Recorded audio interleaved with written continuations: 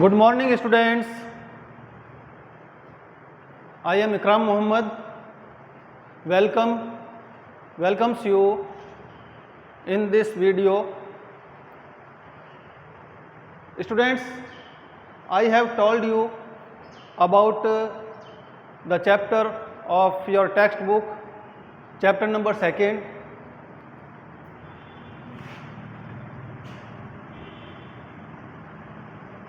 We are not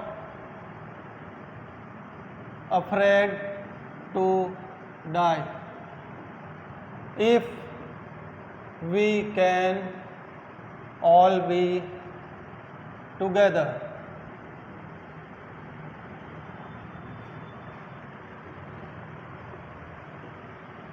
Friends, we have discussed about this chapter in my last video. Now I will teach you about the character sketch of this chapter, of the characters of this chapter.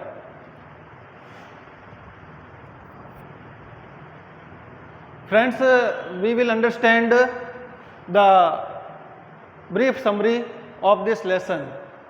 सबसे पहले मैं आप लोगों को इस lesson की जो summary है इन शॉर्ट आप लोगों को बता देता हूं ताकि आपका जो है लेसन जो है ये अच्छे से क्लियर हो जाए। फिर हम जो भी कैरेक्टर हैं उनके कैरेक्टर स्केच के बारे में बात करेंगे। तो फ्रेंड्स, जैसा कि लेसन का टाइटल है we are not afraid to die if we can all be together.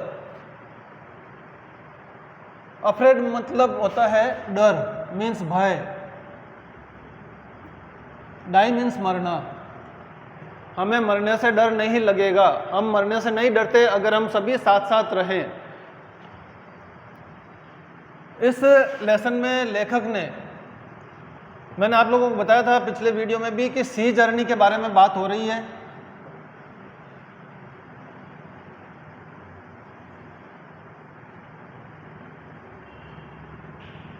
काफ़ी कुछ जो डिफ़िकल्ट वर्ड है इस लेसन के वो भी हम डिस्कस करेंगे।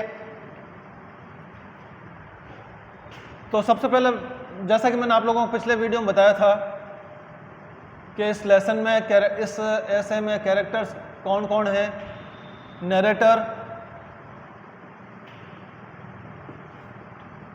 Narrator's wife,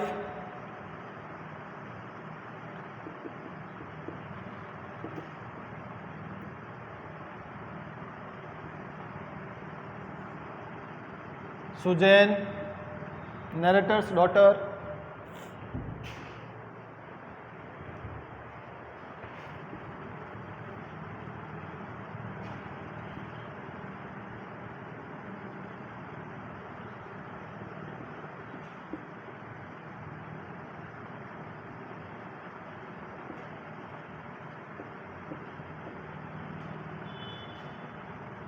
and number 4, Jonathan. Jonathan is narrator's son.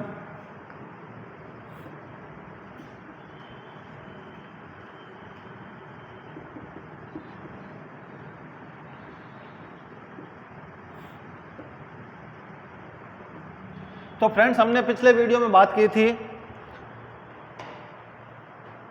इन सब के बारे में और मैंने आप लोगों को जो है क्लियर भी किया था। इस लेसन में लेखक जो है एक सी जर्नी के बारे में बात करता है जो कि नरेटर के द्वारा, नरेटर जो है उसके साथ, नरेटर जो है अपनी पूरे फैमिली मेम्बर जो भी हैं ये इन सब के साथ में ये जर्नी को पूरा करता है, कंप्लीट करता है।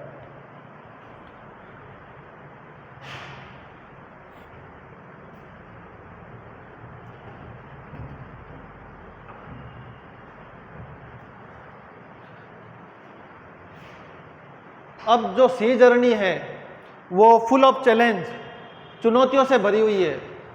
किस तरह से ये जर्नी कौन शुरू करता है, कैसे शुरू करता है और किस तरह से ये जर्नी जो है कंप्लीट होती है, उन सब के बारे में बताया गया है। लेकिन सबसे पहले मैं आप लोगों को क्लियर करता चलूँ कि नरेटर के द्वारा जो सी जर्नी तय की जाती है उस पूरे जो भी ये निबंध में जो स्टोरी बताई गई है इसमें डिजास्टर से संबंधित जो है पूरा घटनाक्रम बताया गया है।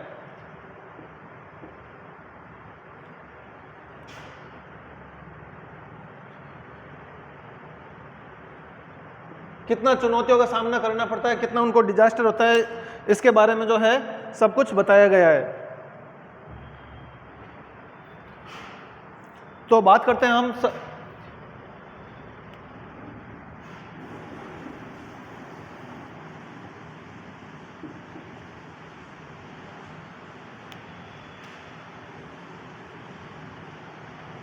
कहानी का जो वर्णन करता है नरेटर जो है वह जेम्स कुक नाम के जो व्यक्ति हैं उनसे वो इंस्पायर होकर सी जर्नी, समुद्र की यात्रा का निर्णय कर लेता है।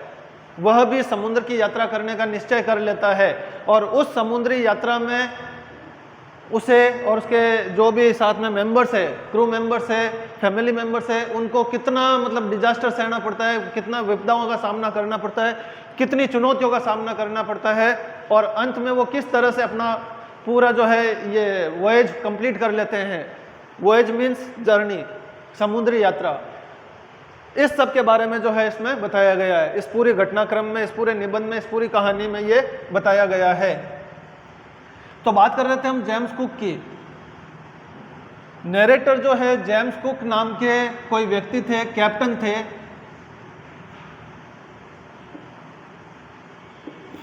जिन्होंने 200 साल पहले सी जर्नी जो है सी जर्नी की थी और पूरे वर्ल्ड का इन्होंने चक्कर लगाया था, चक्कर लगाया था इन्होंने पूरे वर्ल्ड का। और इसी से प्रेरित होकर, इसी से इंस्पायर होकर नरेटर ने भी इस बात का डिसीजन कर लिया कि मुझे भी जो है ये चक्कर लगाना है। और इसके लिए इन्होंने जो है एक प्लान बनाया, अपने समुद्री यात्रा के लिए प्लान बनाया और वो प्लान उनका था 3 इयर्स का, 3 साल का प्लान था। कितने साल का था? 3 साल का। इस 3 साल के प्लान में, 3 इयर्स के प्लान में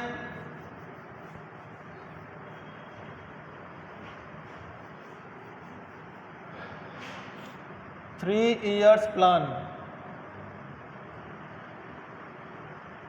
ऑफ सी जर्नी, 3 साल के प्लान में जो उनका फर्स्ट प्लान था, 3 साल के प्लान में जो उनका पहला प्लान था, उसमें उनको अफ्रीका से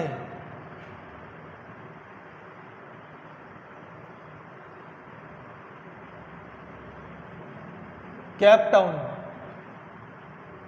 यहां तक की दूरी तय करनी थी और इसमें इनको 1,05,000 किलोमीटर की दूरी तय करनी थी, जो उन्होंने की फर्स्ट प्लान में। सेकंड में इनको केप टाउन से ईस्ट ये जो है दूरी तय करनी थी। और अंतिम जो इनका चरण था समुद्री यात्रा का, इस समुद्री यात्रा के अंतिम चरण में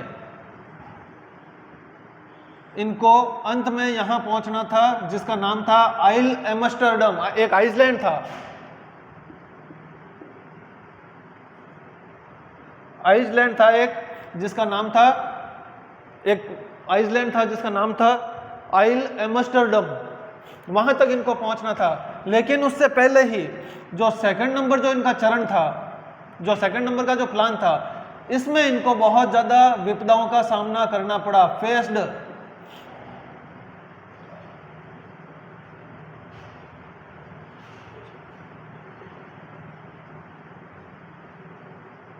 कई विपदाओं का सामना करना पड़ा, कई चुनौतियों का सामना करना पड़ा। यहां तक कि जो सी जर्नी चल रही थी, यहां पर इनको इंडियन ओशन यानी जो महासागर था वह भी उनको पार करना था। यहां पर उनको बहुत सारी विपदाएं सहनी पड़ी। कारण क्या था? कारण था रफेस्ट वेदर।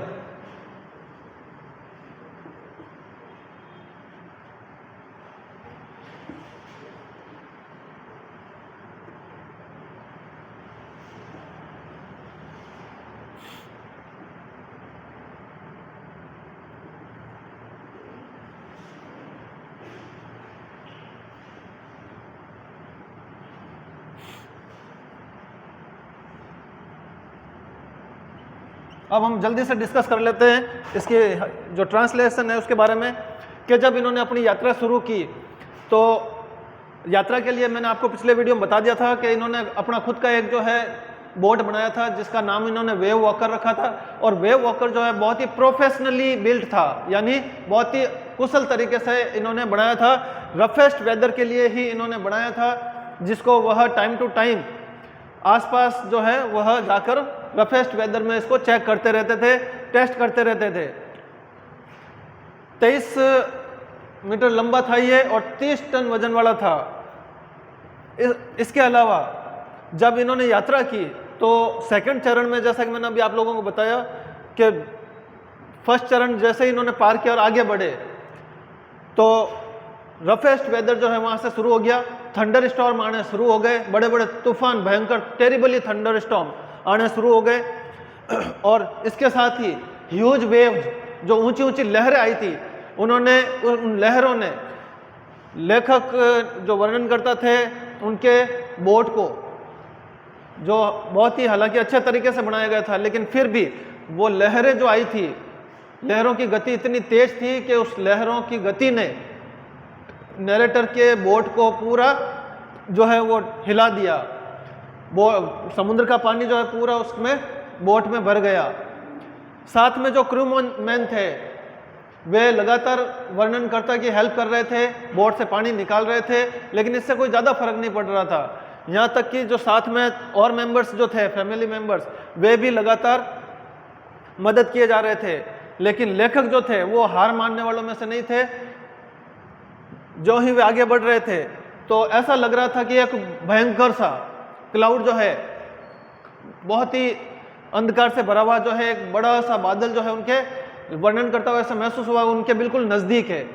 लेकिन कुछ ही देर बाद में पता चला कि ये तो जो है बहुत ही ह्यूज वेव्स, बहुत ऊंची बड़ी भयंकर लहरें थी, जिन्होंने आकर जो है एकदम से उनके बोट को स्ट्रक किया और बोट जो है वो जो ही उससे टकराया लहरों से, अचानक से वर्णन करता जो है उछलकर बाहर गिर पड़े।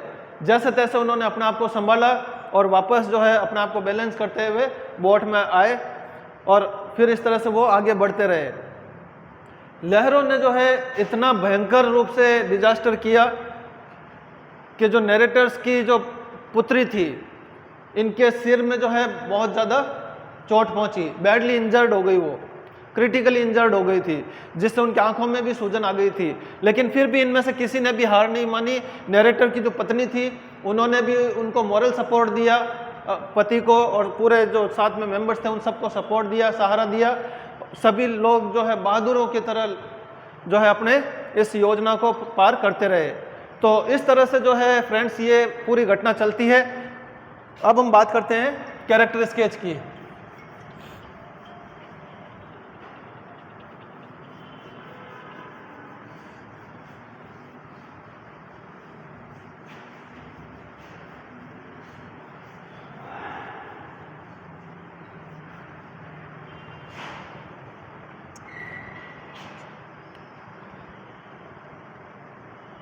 कैरेक्टर स्केच की अगर हम बात करें फ्रेंड्स, तो सबसे पहले हम बात करेंगे नरेटर की।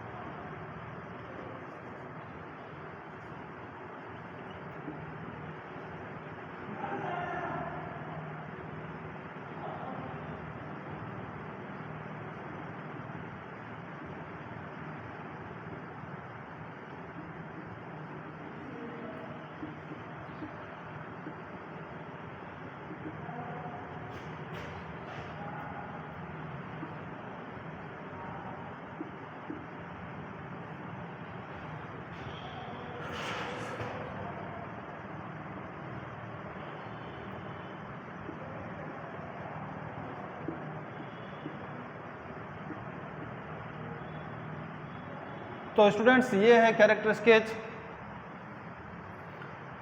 नरेटर का, जिसमें मैंने कुछ पॉइंट्स यहाँ पर लिखे हैं, इसको आप अच्छे से स्टडी करें, इसको पढ़ें और इसको याद कर लें। The narrator was a 37 years old businessman. वर्णनकर्ता जो था वो 37 साल का एक बिजनेसमैन था। He proved himself as a great captain and father during the challenges. विभिन्न तरह की कठिन परिस्थितियों के दौरान, चुनौतियों के दौरान उसने अपने आप को एक महान कैप्टन और एक अच्छा पिता भी, महान पिता भी उसने अपने आप को प्रूव किया।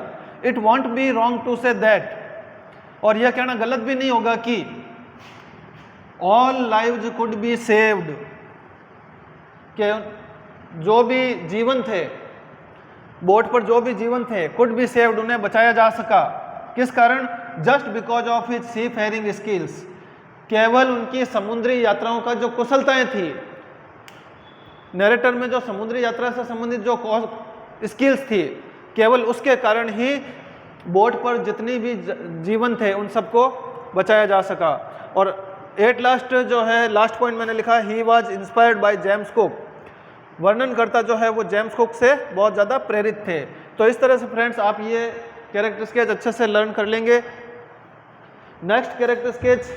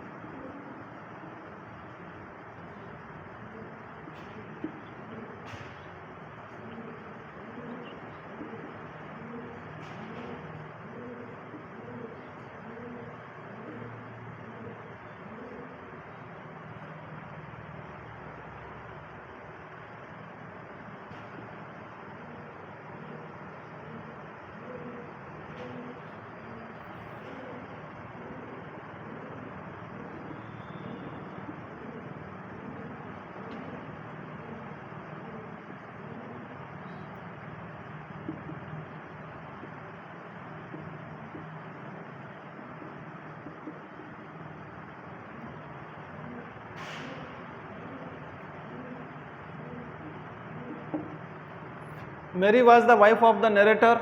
सी was a courageous and brave lady. वो बहुत ही साहसी और बहादुर महिला थी। She followed the instruction of his husband.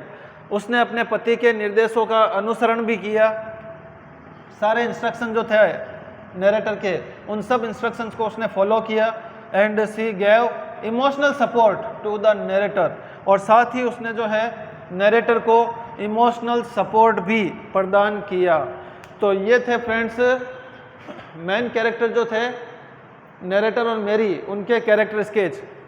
I would like from you that you have to write down the character sketch also of the narrator's daughter Suzanne and the narrator's son Jonathan। तो friends ये थी हमारी आज की class, जिसमें मैंने आपको lesson number 2 आपकी टेक्स्ट बुक हॉर्नबिल का क्लियर किया है। मैं उम्मीद करता हूँ अब आपका ये लेसन अच्छे से जो है आपने इसको समझा होगा। नेक्स्ट वीडियो में हम फिर एक नए लेसन के साथ हाजिर होंगे। तब तक के लिए आप सबको थैंक यू।